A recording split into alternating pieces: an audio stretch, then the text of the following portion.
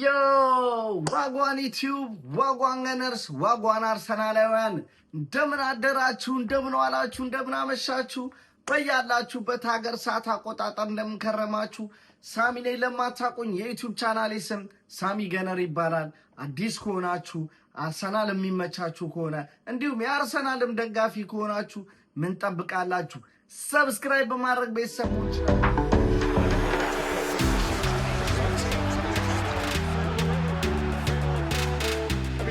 They will relish it. Another compelling North London derby. Arsenal ተመልሰናል አርሰናል በቻምፒዮንስ ሊግ ሁለተኛ መርሃ ግብሩ በኤምሬትስ ስቴዲየም የግሪኩን ክለብ ኦሎምፒያኮስን አስተናግዶ 2-0 በሆነ ውጤት መርታት ችሏል። ስለዚህ ጨዋታ አንድ ነገር ለማለት ነው የመጣሁት። ነገር ግን ከዛ በፊት የትላንት ቪዲዮ ላይ የዛሬውን ጨዋታ ገምታችሁ ተሸለሙ ባልኩት መሰረት የትላንትና ጨዋታ ግምት ላይ አንድ ልጅ አርሰናል 2-0 ያሸነፋል ሲል ገምቶ ነበር። ኤቢ አብርሃም ይባላል። ኤቢ አብርሃም ኢንስታግራም አድሬሴን ከታች አስቀምጥልሃለሁ። በሱ ዴም አድርግልኝና የ1000 ብር ሽልማትን መውሰድ ትችላለህ ማለት ነው። ስለ ዛሬ ጨዋታው ስንመለስ ደግሞ የዛሬን ጨዋታ አርሰናል ትላንት እንደገመት ነው የተጫዋቾች ሮቴሽን መኖር አለበት ያስፈልጋል። ምክንያቱም ቅዳሜ በሜዳችን አዲሱን አሰልጣኝ ይዞ የሚመጣው ዌስትሃምን የምናስተናግድበት ጨዋታ ስላለ ከፊል የተጫዋቾች ሮቴሽን እዚህ ጨዋታ ላይ እንጠብቅ ነበረ። እንዳሰብነውም ብዙ የገመትናቸው ነገሮች ሆኗል።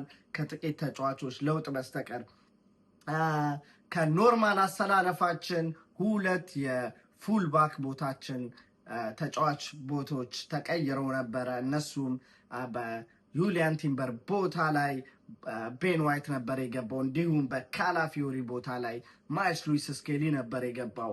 የመሃል ሜዳ ጥምረቱ ደግሞ ዙቢሜንዲ፣ ሚካኤል ሜሪኖ እና ካፕቴን ኦዴጋርዶ ነው የመሩት ሲሆን የአጥቂ ክፍል ቦታ ላይ ደግሞ ትሮሳርድ፣ ማርቲኔሊ እና ቪክቶር ኮሬዝ ነበር አሰላለፉ።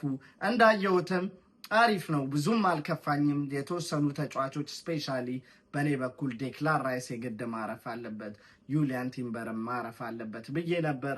የሁለቱ ተጫዋቾች ማረፍ በግሌ እጅግ በጣም ደስተኛ ነኝና እንደፈለኩት ነበር፣ ብዙም አልከፋኝም በስታርቲንግ ላይናፑ። ጨዋታውንም ስንጀምር እጅግ በሚገርም የጨዋታ ኮንትሮል ነበር የጀመርነው። የመጀመሪያው አስደንጋጭ ሙከራን እንኳን ለመሞከር 2 ደቂቃ ብቻ ነበር የወሰደብን። እሷም ማይልስ ሉዊስ ስኬሊ በሚገርም ሁኔታ ክሮስ ያደረጋትን ማርቲኔሊ ለመሳት የሚከብድ ጭንቅላት ኳስ በቴስታ የሞከረውን ኳስ በጭንቅላቱ አጥቶ በትከሻው መቷት። የሳታት አጋጣሚ እጅግ በጣም የምታስቆጨ ነበረች። አርሰናል ግን በዛ ብቻ አላቆመም። እጅግ በጣም ደስ የሚል መቀባበሎች፣ ስሩቦሎች፣ ደስ የሚል የቡድን የኳስ ፖዚሽን ኮንትሮል ነበረው። ከዛም ግን የመጀመሪያውን ጎል ለማስቆጠር 15 ደቂቃ ራሱ አልፈጀብንም ነበረ። ለዚህችም ጎል መቆጠር 2 ሰዎች ያስቆጠራትንም ሰው እንጨምርና የ3 ሰዎች እንቅስቃሴ አስገራሚ ነበር። የመጀመሪያው በኔ በኩል ጨዋታው ላይ ድንቅ እንቅስቃሴ ያደረገው ማን ኦፍ ዘ ማችም ይገባዋል ብዬ የማስበው ማርቲን ኦዴጋርድ ነበረ። የሚገርም ፓስ ለቪክቶር ኮሬዝ አቀበለለት። ቪክቶር ኮሬዝም በሁለቱ ሴንትራል ሚድፊልደሮች መካከል ፈልቅቆ አልፎ አንደኛውን በትከሻውም ጥቡን አስይዞ የመውከራት ኳስ በረኛውን አልፋ ለመግባት ተቃርባ ነበር። ነገር ግን የግቡ ቋሚን መልሳ ልትወጣ ስትል ማርቲኔሊ ተከትሎ ሩጫውን አላቆመም ነበር። እዚህ ጎል ላይ ማርቲኔሊንም ማድነቅ አለብን። ምክንያቱም ሌሎች ተጫዋቾች እንደዚህ አይነት አጋጣሚ ላይ ያው አጥቂው ያገባዋል ብለው ሩጫቸውን ያቆማሉ፣ ገባ ብለው ሊያቆሙ ይችላሉ። ነገር ግን ኢቭን ኳሷ ተመታ ማርቲኔሊ ሩጫውን አላቆመም ነበረ። ጠብቋልም። በጣም የወደድኩለት ሜንታሊቲም ደግሞ እሱ ነበር። ራሷን ችላ እንኳን ከገባች ብሎ ለማግባት አልተስገበገበም። ጠብቆ አንግል ገሽታ ልክ እንደተመለሰች ነበር ደገፍ አድርጎ ያገባት። በዚህ መልኩ ጨዋታችንን ስንጀምር ያ እውነትም የገመትኩት የ3-0 ውጤት ዛሬም ሊሳካ ነው ብዬ ነበር። ነገር ግን አርሰናል ክሊኒካል አይደለንም። ሊስን ግን ስለ ክሊኒካል አለመሆን የሚነሳው አርሰናል ነጥብ ሲያጣ ነው። ወደ 10 ቻንሶች ተፈጥሮ ምንም ነገር ጎል ሳታስቆጠር ስትቀርና አቻ ወይም ደግሞ ተሸነፈ ስትወጣ ኦፍኮርስ ክሬቲቪቲ ተፈጥሮ ጨራሽ የለም ተብሎ ይጠየቃል። ነገር ግን ኳሶች ብዙ ክሬቲቪቲ እንኳን ኖረው 1-0 ብታሸንፍ 5-0 ብታሸንፍ አይኖ የደጋፊ ፊሊንግ ላይ ሊለያይ ይችላል። በውጤት ረገድ ግን ዋናው ያቺ የማሸነፊያ ጎሏ እስከሆነች ድረስ 3 ነጥቡን ማግኘት ችለናል።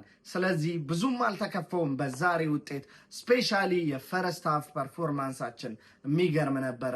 ከሱ የተሻሉ ቻንሶችንም አግኝተን ነበር በቪክቶር ኮሬዝ።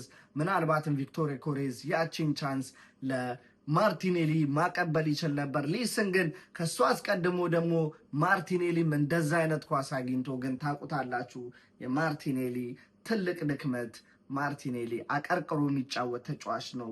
ማን ፍሪ እንዳለ ለማየት እንኳን ቀን አይልም። ዚያችን የሆነች በካውንተር አታክ ሄደን ማርቲኔሊ አግኝቶ ነገር ግን እሱ ድሪብል አረጋለሁ ሲል በተከላካዩ የተቀማው ኳስ ምናልባትም ቀና ብሎ ተጫዋች አይቶ ቢሆን ኖሮ ቪክቶር ኮሬዝ ብቻውን ቆሞ ነበር። ያቺ ኳስ ልትቆጠር ትችል ነበር። ቪክቶር ኮሬዝም ብድር በምድር ነው የሚመስለው። እሱም አንድ ኳስ ለማርቲኔሊ ማቀበል የሚችለውን ግን ያው አጥቂ ነው። አጥቂ ደግሞ የስግብግብነት ባህሪ ሊኖራቸው ይገባል ይባላል። በብዛት ስለ አጥቂዎች ሲወራ አጥቂ ምንጊዜም ራስ ወዳድ መሆን አለበት ይባላል። እሱን አይነት ስሜት አይቼበታለሁ።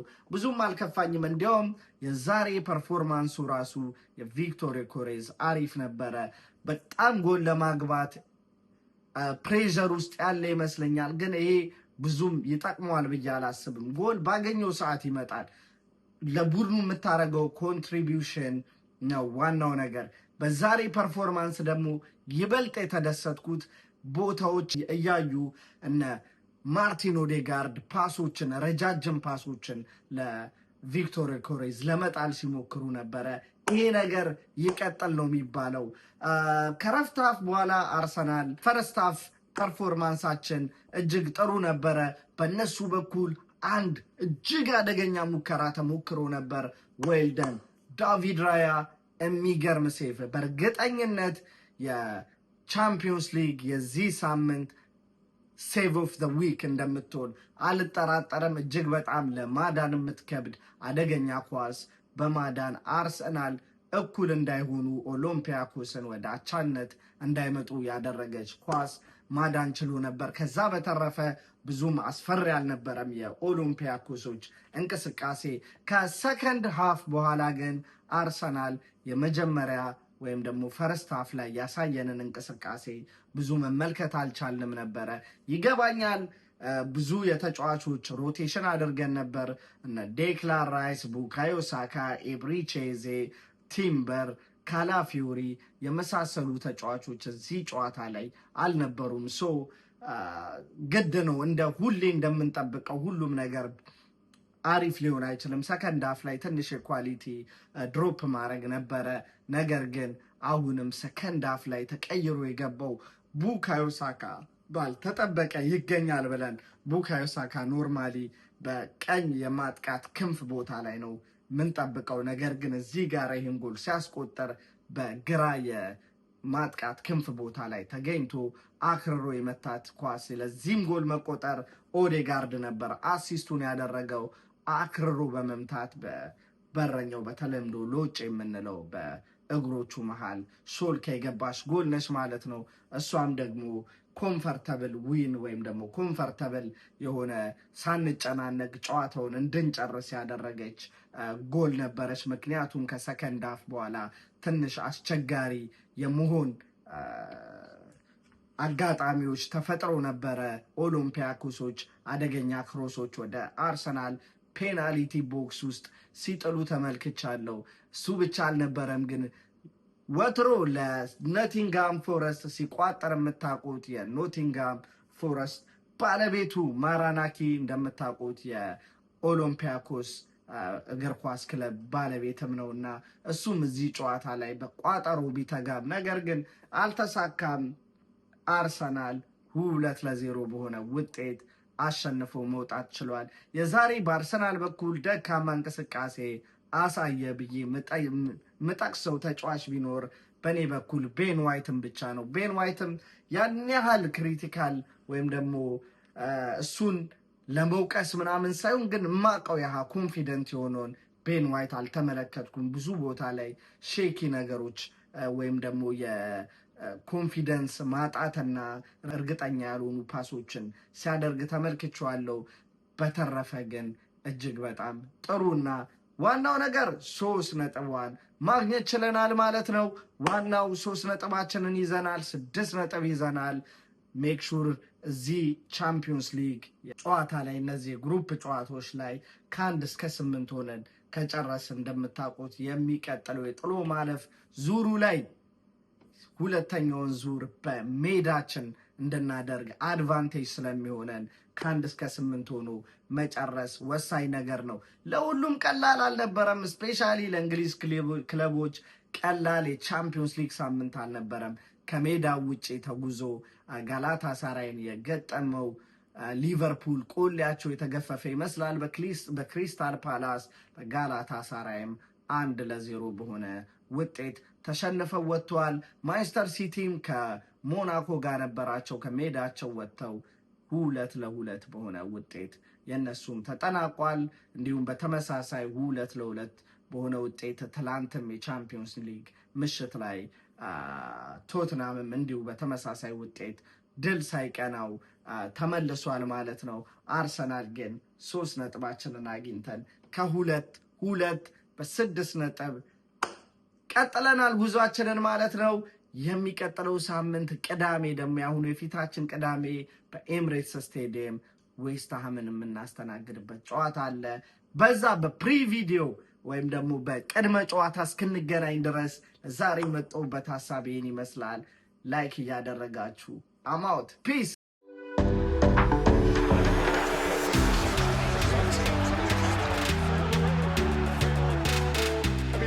They go